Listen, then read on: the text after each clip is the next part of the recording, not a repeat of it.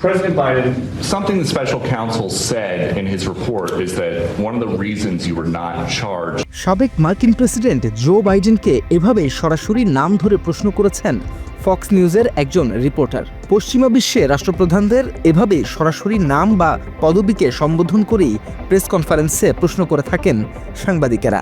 এমনকি তারা সরকার প্রধানের সাথে রীতিমতো জড়িয়ে পড়েন বাকবিতণ্ডায়ও। We were very early. I'm the president, and you know what I just did? And you know what I just. And by the way, when you issued the ban, the virus was already here. Okay, and you know how many people when I issued the ban? How many cases were here when I issued the ban? Tell Did me. you know? No. You have to do your research. How many? I did my research. On the 23rd of March, you said you knew this was going. Can I tell you what? I did know it. I did know it. All I have to do is look. So you knew it. Anybody knew it. How many people had died in the United States? So you didn't think Keep your voice down, please. Keep your voice down. Did you not?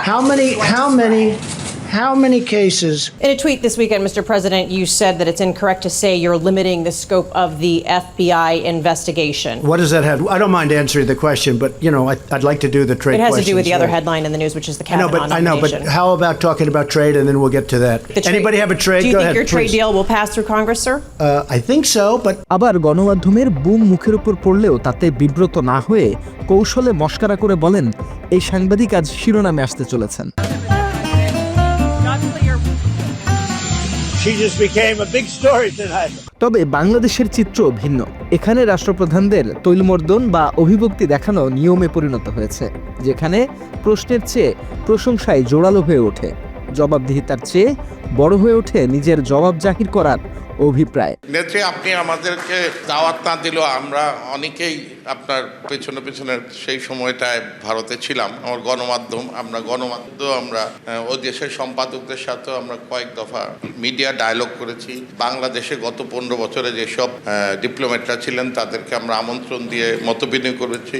বাংলাদেশের প্রতি তাদের সৌহার্দ্যের কোনো সীমা নেই, এটা আপনি নিজেই বললেন। যারা একবার বাংলাদেশে এসছে তাদের বাংলাদেশের প্রতি সৌহার্দ্যের সীমা নেই, বিচ্ছিন্নভাবে যে যাই বলুক না কেন। মাননীয় প্রধানমন্ত্রী 2041 সালে তো দেশের সুসংবাদটিও আমরা আপনার মুখ থেকে শুনবো, সেই দোয়া আমরা করি, সেই প্রত্যাশা এবং সেই দোয়া সারা বাংলাদেশের মানুষের। আপনার বিরাট সাফল্য, আজকে আপনার সঙ্গে যারা ছিল তারা তো আছেই, আরেকটা অংশ সত্যি আপনার কাজে মুগ্ধ হয়ে কনভার্ট হয়েছে। আপনার অসংখ্য প্রশংসা করলো, আমি খুশি হয়েছি। আরেকটা বড় অংশ এখন আপনার প্রশংসা না করে পারে না, কিন্তু আবার মাঝখানে একটু কিন্তু বলে, সব ভালো কিন্তু এরা ঠিক হয়ে যাবে নেত্রী।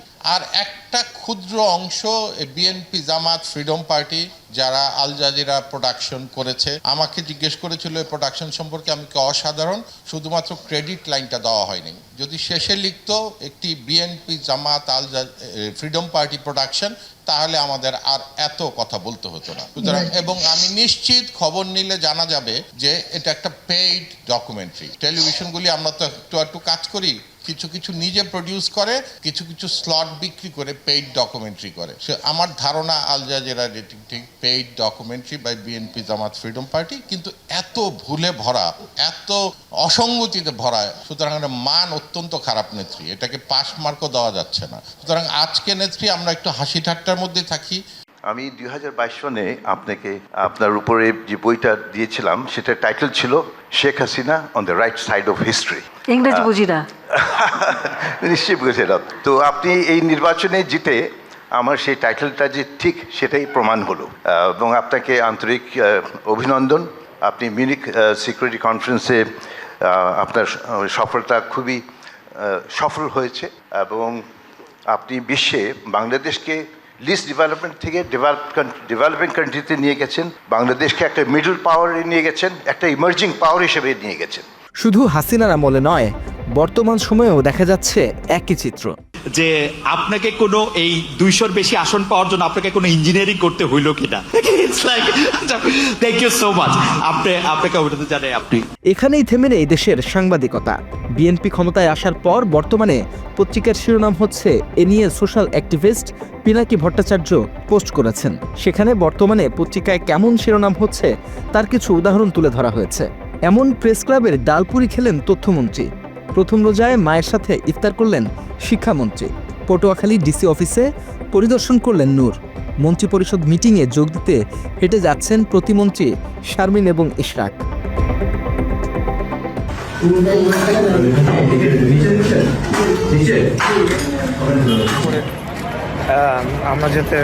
প্রধানমন্ত্রী হওয়ার আগেই তারেক রহমানকে প্রশংসায় ভাসিয়েছেন ডেইলি স্টার সম্পাদক মাহফুজ আনাম। জনাব তারেক রহমান সাহেব, আপনাকে অভিনন্দন। পার্টি আপনি চেয়ারম্যান হলেন, আপনাকে আন্তরিক শুভেচ্ছা, আপনার শুভকামনা, সুস্বাস্থ্য কামনা এবং আপনার সর্বস্তরের সাফল্য কামনা। আমি মনে করি তারেক রহমানের জন্য একটা অপূর্ব সম্ভাবনাময় একটা মুহূর্ত। শুধু যে উনি নতুন নেতৃত্ব দেবেন তা না, স্বাভাবিক যদি ক্ষমতায় পরিবর্তন হতো তাহলেও একটা নতুন নেতৃত্বের কাছে যে আসে, যে চ্যালেঞ্জ আসে, এখনের চ্যালেঞ্জটা আরও গভীর। এমন তো নয় যে খুব একটা সুন্দর ইলেকশনের মাধ্যমে পার্টি বদলাচ্ছে, উনি আসলেন। একইভাবে তৈলমর্দনে ব্যস্ত প্রথম আলোর সম্পাদক মতিউর রহমানও। আমি সবসময় ভাবতাম বা এখনো মনে করি যে বিএনপির ভারপ্রাপ্ত চেয়ারম্যানের আরেকটু আগে, বেশ একটু আগে যদি আসতে পারতেন তাহলে এক্ষেত্রে হয়তো বিএনপি এবং দেশের মধ্যে ভালো সুবিধাজনক অবস্থা তৈরি হতে পারত। ওনার অনুপস্থিতিটা কিছুটা আপনাদের জন্য প্রশ্ন তৈরি করেছে, কিছু নানা রকম বিভ্রান্তি তৈরি হওয়ার সুযোগ হয়েছে। সেটা একটা আপনাদের জন্য নেতিবাচক হিসেবে দাঁড়িয়ে গেছে। মাত্র 30% টাকায় জমির মালিক হয়ে নতুন বাংলাদেশের গড়ে তোলার স্বপ্ন দেখা বাংলা বসতি। আবার বিএনপির এই সুসময়ে দেশের সব গণমাধ্যমের সাংবাদিকরা তারেক রহমানের সংবাদ সম্মেলনে যোগ দিয়ে নানাভাবে প্রশংসায় ভাষায় তাকে। তবে বিগত আওয়ামী লীগের আমলে দৃশ্যপট ছিল একেবারেই ভিন্ন। লাগাতার বিএনপি এবং জিয়া পরিবারকে নিয়ে সত্য মিথ্যা মিশিয়ে সংবাদ প্রচার করেছে এদেশের গণমাধ্যম।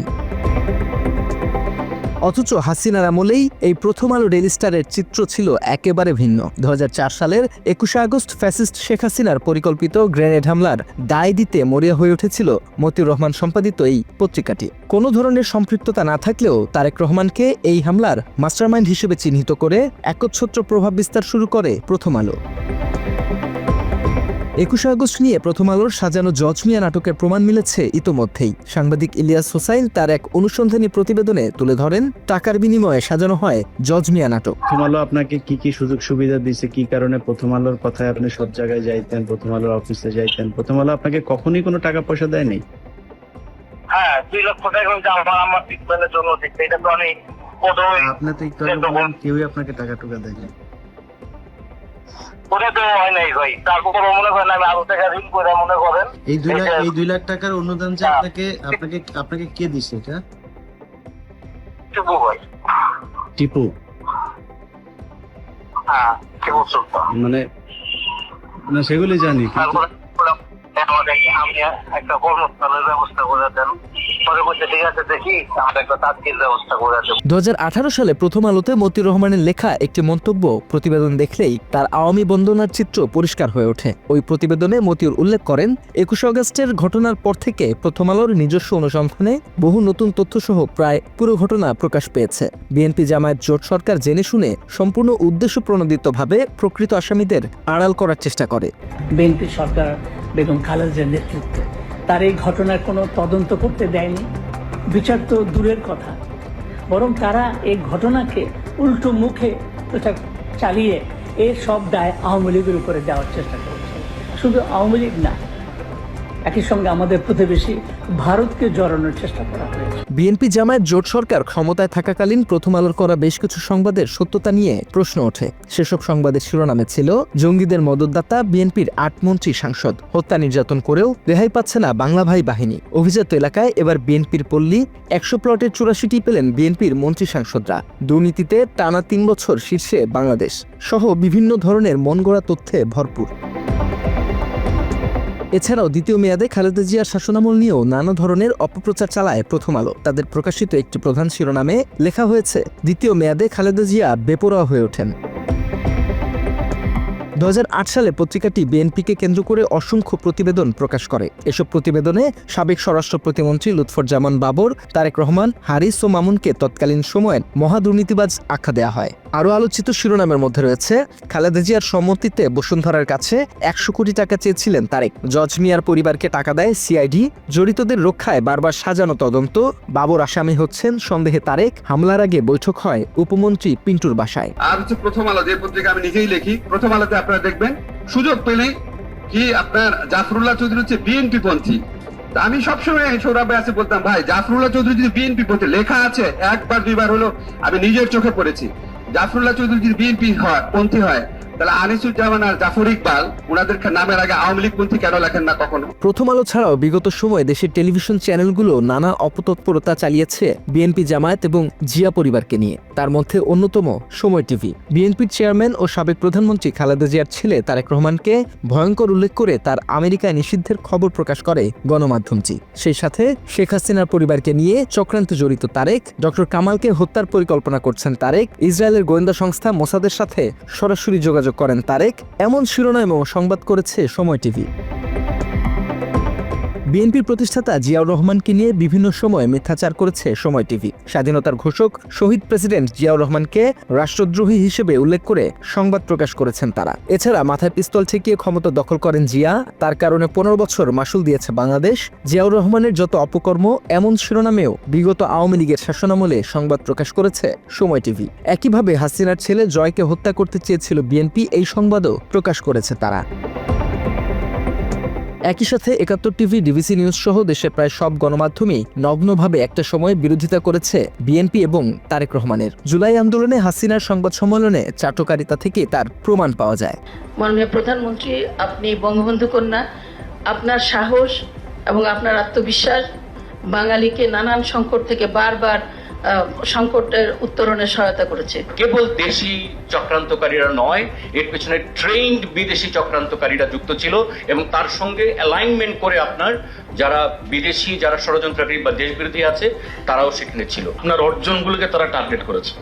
মেট্রো রেল, ব্রিজ, আপনার যে অর্জনগুলো, এক্সপ্রেসওয়ে, আপনি দেখেন তার পাশের বিল্ডিংটা ভাঙে নাই, এই বিল্ডিংটা ভেঙেছে। এটা মূলত জামাত, শিবির, অন্যান্য ইসলামী জঙ্গি, বিএনপি এবং আমাদের ১/১১-এর কুশীলবদের যে ষড়যন্ত্র, সেটা কিন্তু এখন ফুটেজ দেখলেই স্পষ্ট। ক্ষমতায় বসলে সরকারকে তৈলমর্দন আর ক্ষমতার বাইরে গেলে প্রোপাগান্ডা ছড়ানো, গণমাধ্যমের এই দ্বিচারিতার অবসান চায় এদেশের মানুষ।